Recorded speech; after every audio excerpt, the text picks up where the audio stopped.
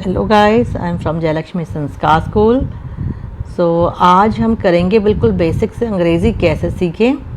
तो पढ़ने और लिखने का हम एक सरल तरीका सीखेंगे। कुछ ऐसे सिंपल सेंटेंसेस हम सीखेंगे जिनसे आप इंग्लिश बोलना इजीली सीख पाएंगे। अगर आपको कुछ नहीं आता, बिल्कुल ज़ीरो भी है अगर आपकी इंग्लिश, तो भी आप थोड़ी थोड़ी इंग्लिश स्पीकिंग इससे बोलना सीख सकते हैं। तो ऐसे हम कुछ सिंपल सेंटेंसेस सीखेंगे जिनसे आप बोलने और पढ़ने की अपनी शुरुआत कर सकते हैं। तो बिल्कुल ज़ीरो भी अगर आपकी इंग्लिश है तो भी आपको चिंता करने की ज़रूरत नहीं है। इस वीडियो से आप सिंपल सेंटेंसेस कुछ ऐसे सीख सकते हैं कि जिनसे आप बोलने की शुरुआत कर सकते हैं। देखो, सबसे पहले सिंपल सेंटेंसेस हम जानते हैं क्या होते हैं। कुछ साधारण वाक्य मैं आपको सिखाऊंगी, बिल्कुल सिंपल, बिल्कुल साधारण। ऐसे वाक्य जिनमें कोई सब्जेक्ट, कोई एक्शन नहीं हो रहा होता, फिर भी वे एक पूरी बात को व्यक्त करते हैं, उन्हें हम सिंपल सेंटेंसेस कहते हैं। अब सिंपल सेंटेंसेस कितने प्रकार के होते हैं? या तो हम अभी हो रही बात की बात करते हैं, या फिर जो हो चुकी है उसकी बात करते हैं, या फिर आने वाली चीज़ों की बात करते हैं। तो 3 प्रकार के टेंस हो जाते हैं इस तरीके से हमारी इंग्लिश में: प्रेजेंट, पास्ट और फ्यूचर, यानी कि वर्तमान, भूतकाल, और फ्यूचर यानी कि भविष्यकाल। तो ऐसे सेंटेंसेस हम तीनों के तीनों टेंसेस में किस प्रकार हम कुछ सिंपल सेंटेंसेस बना सकते हैं। तो हम देखते हैं, वर्तमान में आप यूज़ करते हैं सेंटेंसेस के अंदर इज़, एम, आर। पास्ट के लिए हम यूज़ करते हैं वॉज, वर, और फ्यूचर के लिए हम यूज़ करते हैं विल बी। तो ये आप नोट कर लीजिए, इनको आप प्रैक्टिस करिए डेली, और इनसे आप सेंटेंसेस बनाने की जब आप बनाना सीख सकते हैं। तो प्रेजेंट का सेंटेंस में इज़, एम, आर, पास्ट में वॉज, वर, और फ्यूचर में विल बी का यूज़ हम करेंगे। तो हम देख लेते हैं कि किस प्रकार से हम इनको यूज़ करके जो है सेंटेंसेस बनाएंगे। अगर आप सीख लेंगे तो आप कुछ सिंपल सेंटेंसेस बड़े इजीली बना पाएंगे। जैसे सबसे पहले हम सीखते हैं प्रेजेंट टेंस, यानी कि वर्तमान में हम किस प्रकार यूज़ करते हैं। तो जैसे आपको बताया गया है कि आप इज़, एम, आर का उपयोग करेंगे। तो ये एक चार्ट बना हुआ है यहाँ पर जो आपके सामने है। इस चार्ट को आप नोट भी कर लीजिए, और बहुत ही बेसिक चीज़ें हम इसमें आपको सिखा रहे हैं। तो अब बता देंगे हम आपको कि इज़, एम, आर कहाँ कहाँ यूज़ होता है। तो कुछ न्यू वर्ड्स हम सीख लेते हैं, जैसे कि कैसे यूज़ करना है इनको सेंटेंसेस में, इनका मीनिंग क्या होता है, और किस सब्जेक्ट के साथ इनको यूज़ करना है। ये सारी चीज़ें हम इस टेबल में सीखेंगे। तो ये 3 वर्ड्स जो आपको दिख रहे हैं, इज़, एम, आर। तो सबसे पहले हम सीख लेते हैं एम। एम को हम प्रोनाउंस करते हैं एम, उसका मीनिंग होता है हूँ। और सब्जेक्ट किसके साथ यूज़ करेंगे हम एम को? हम हमेशा आई के साथ यूज़ करेंगे सब्जेक्ट को। तो जब हम अपने बारे में कोई बात कर रहे हैं तो आई के साथ एम लगा करके आप सेंटेंस बना सकते हैं। तो दूसरा वर्ड हम देख लेते हैं इज़। इज़ इसका मतलब होता है। तो ही, शी, इट या और किसी भी सिंगुलर सब्जेक्ट के साथ आप इज़ का उपयोग करेंगे। जब भी कोई एक लड़का हो, एक लड़की हो, या एक कोई भी सिंगुलर जो है सब्जेक्ट हो आपका, तब आप इज़ का उपयोग कर करके अपने सेंटेंस बनाएंगे। तो ही लड़के के लिए, शी एक गर्ल यानी कि लड़की के लिए, इट यानी कि किसी लॉन्ग नॉन लिविंग चीज़ के लिए हम यूज़ कर सकते हैं, और कोई भी सब्जेक्ट ही, शी के अलावा कोई भी सिंगुलर कोई नाम भी हो सकता है। तो एक वस्तु की भी बात हो सकती है, वहाँ पर हम इज़ का उपयोग करते हैं। और तीसरा जो वर्ड है जो हम यूज़ करते हैं वो है आर। और इसका उपयोग है या हो। अब आर का यूज़ हम यू, वी, दे या किसी भी प्लूरल सब्जेक्ट के साथ, यानी कि कर्ता जब बहुत सारे लोग हैं तब हम आर का उपयोग करते हैं। तो यू का उपयोग हम तुम के लिए करते हैं। वी का उपयोग हम सब होता है, हम सब। वी का मतलब होता है हम सब। और दे का मतलब होता है वो सब। ओके, वो सब। और प्लूरल कोई भी हमारे दो से ज़्यादा कर्ता होते हैं तब हम प्लूरल सब्जेक्ट के साथ भी हम आर का उपयोग करते हैं। अब पास्ट में देख लेते हैं हम यूज़, जैसा कि हमको आपको बताया कि आप वॉज या वर यूज़ कर सकते हैं। तो इसमें दो ही फॉर्म्स होते हैं, वॉज या वर।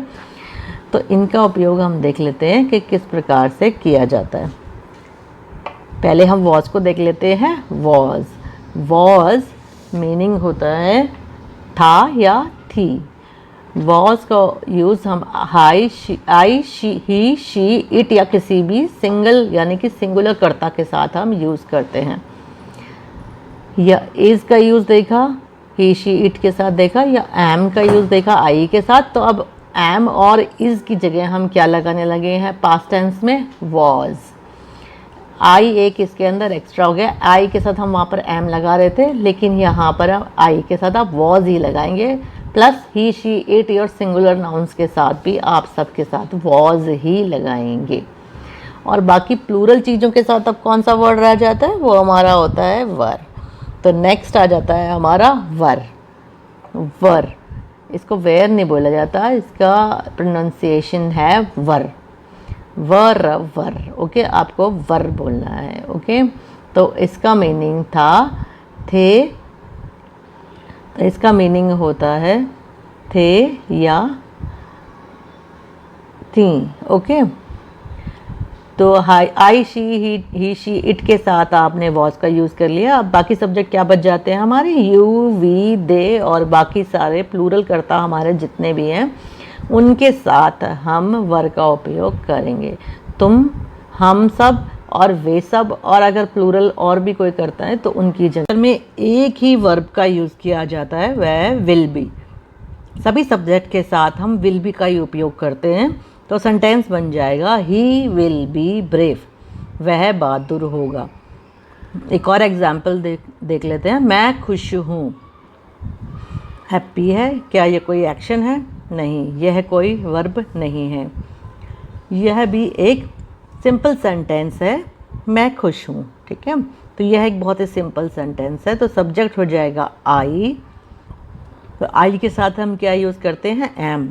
आई एम हैप्पी, खुश का इंग्लिश होता है हैप्पी, तो सेंटेंस बन जाता है आई एम हैप्पी। अभी पास्ट में देख लेते हैं। मैं खुश था, तो सेंटेंस बन जाता है मैं खुश था। तो सब्जेक्ट आपका आई ही रहेगा, आई। और वॉज वर्क में आप मैं यानी कि आई के साथ यूज़ करते हैं वॉज, क्योंकि सिंगुलर ही है आपका सब्जेक्ट, तो बनेगा आई वॉज हैप्पी। तो आपका सेंटेंस बन जाएगा आई वॉज हैप्पी। अगर फ्यूचर में बनाना है तो वर का उपयोग करते हैं। तो सिंगुलर के साथ आप वॉज करेंगे और प्लूरल के साथ आप वर्क करेंगे। यू इसमें एक्सेप्शन है। ओके, और भविष्य काल अगर हम देखते हैं तो सिर्फ एक ही वर्ब का हम इस्तेमाल करते हैं, वो है विल बी। विल बी, तो इसकी प्रोनाउंसिएशन हो जाएगी विल बी।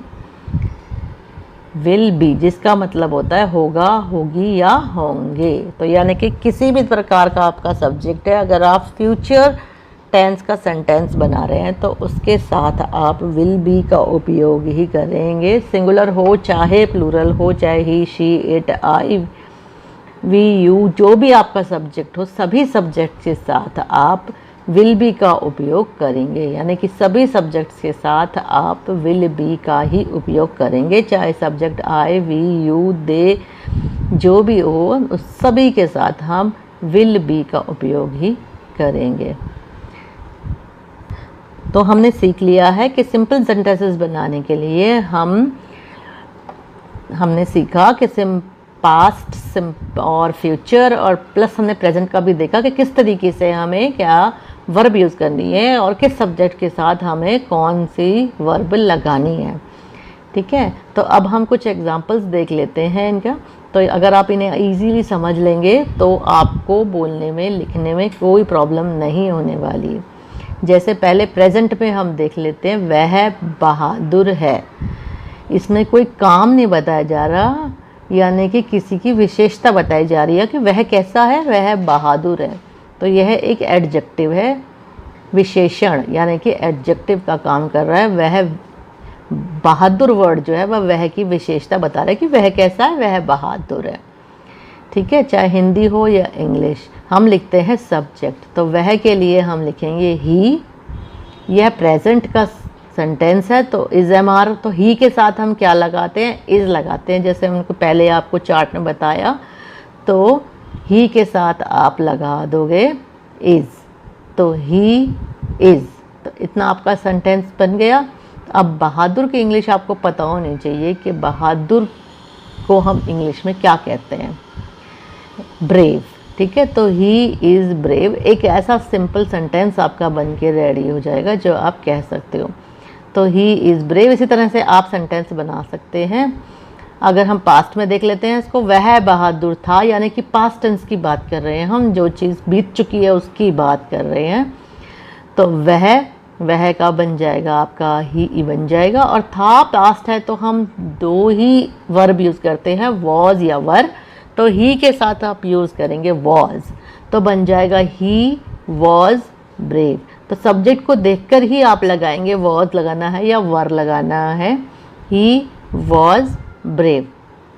तो आपका पास्ट में सेंटेंस इस तरह से बन जाएगा। तो आपने प्रेजेंट और पास्ट दोनों सेंटेंसेस देख लिए कि किस प्रकार से ये जो है बन सकते हैं। इजी है, सिंपल है। आपको अगर समझ आ रहा है then gives a thumbs up to this video. Okay, next हम देखते हैं कि फ्यूचर में कैसे बनाते हैं, वह बहादुर होगा।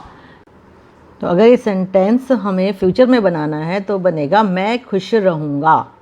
तो हमारा सिंपल सेंटेंस फ्यूचर टेंस से बन जाएगा, मैं खुश रहूँगा। और फ्यूचर में आपको पता है विल बी का उपयोग होता है।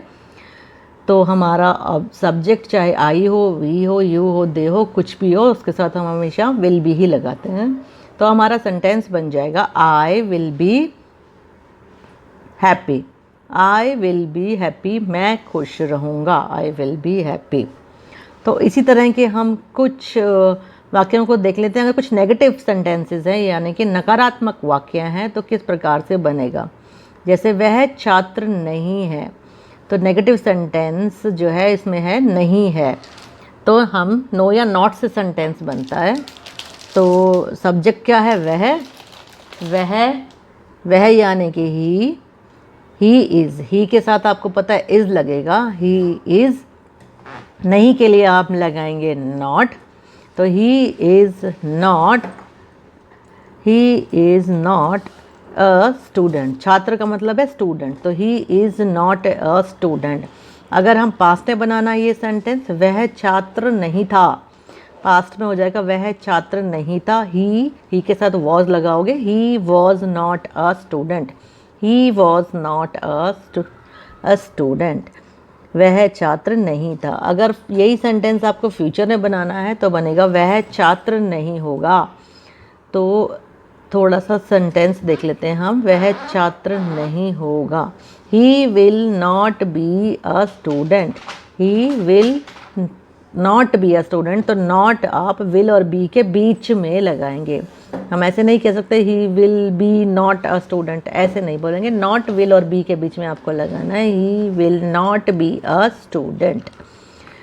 तो ये हम फ्यूचर टेंस में आपके सेंटेंसेस बन जाते हैं, नॉट बीच में लगाया जाता है हमेशा, इसे याद रखिएगा। तो he will not be a student.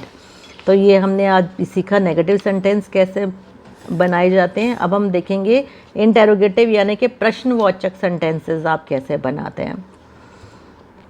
तो कुछ ऐसे क्वेश्चंस होते हैं जिनका जवाब सिर्फ हाँ या ना में दिया जाता है।